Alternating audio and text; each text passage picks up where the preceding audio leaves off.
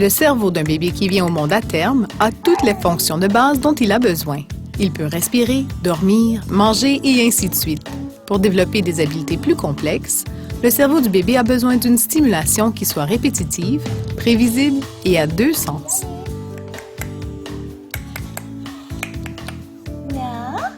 Ceci permet le développement de nouvelles connexions dans le cerveau. Durant les premières années de sa vie, les parents sont le principal lien qu'a le bébé avec le monde. Blanche. Ah, table couverte. Ouh. Il est donc important pour eux de lire les signaux de leur bébé. T'as une boîte blanche en carton. Est-ce qu'on essaie de l'ouvrir? Est-ce qu'on essaie d'ouvrir la petite boîte? Regarde. Tu goûtes la couleur? Les parents ont besoin de fournir une attention chaleureuse et continue. Ceci aidera à former les connexions qui lui permettront d'apprendre. Ceci prépare aussi le terrain pour la santé mentale et physique. Blanche. Ouf, coucou. Dès la naissance, un bébé peut apprendre et interagir avec les autres. Les nouveau-nés apprennent de leurs parents. C'est pourquoi il est important de faire beaucoup de choses avec votre bébé. Parlez-lui, chantez-lui des chansons, touchez-le, jouez avec lui. Chaque interaction aide au développement de son cerveau. Si le cerveau n'est pas stimulé, le cerveau atrophie, ça devient plus petit. On peut mesurer la différence entre les cerveaux des enfants qui n'ont pas de parents, qui n'ont pas le soin qu'ils ont besoin, et les enfants qui ont le soin qu'ils ont besoin. Les autres, les enfants qui ont des parents qui les soignent comme il faut, ont des cerveaux qui sont plus grands. Donc, la stimulation, c'est important durant la petite enfance parce que quand on parle à son enfant, quand on joue avec son enfant, quand on interagit avec son enfant, on le stimule. Et quand on fait de la stimulation avec notre enfant, on aide son cerveau à se développer, mais on aide aussi ses apprentissages. Et puis, quand l'enfant se sent dans un contexte où il est en sécurité, où il se sent apprécié, respecté et il est aussi stimulé, ça lui offre justement des opportunités de se développer davantage. Les parents jouent un rôle en fait crucial au niveau de la stimulation de leur enfant durant la petite enfance.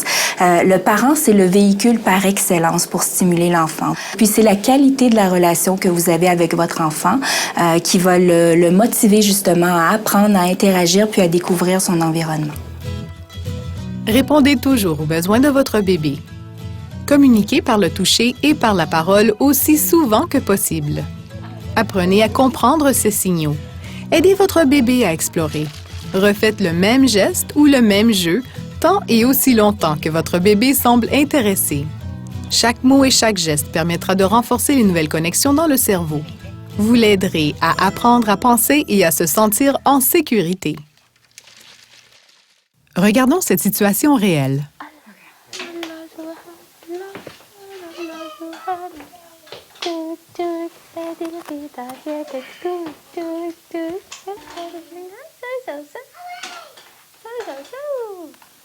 Chanter une autre fois.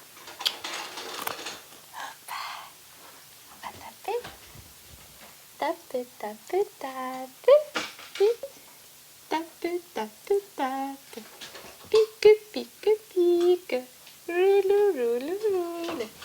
Cache, cache, cache. Coucou. Maman. Vas-y. Viens. Tap, tap, tap.